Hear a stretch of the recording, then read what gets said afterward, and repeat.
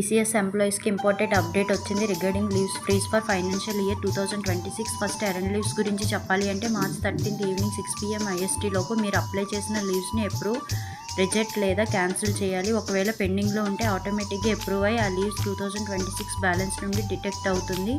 March 13 తర్వాత apply చేసిన earn leaves 2027 balance నుండి డిటెక్ట్ అవుతుంది. Next sick leaves and casual leaves గురించి చెప్పాలి అంటే March 31 evening 6 PM IST last date.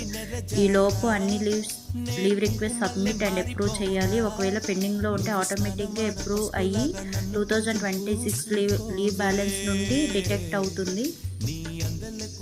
Important point ఏంటంటే క్యాజువల్ లీవ్స్ 2026 నుండి 2027కి క్యారీ ఫార్వర్డ్ అవ్వవు. అంటే March 31 తర్వాత అవి ల్యాప్స్ అయిపోతాయి.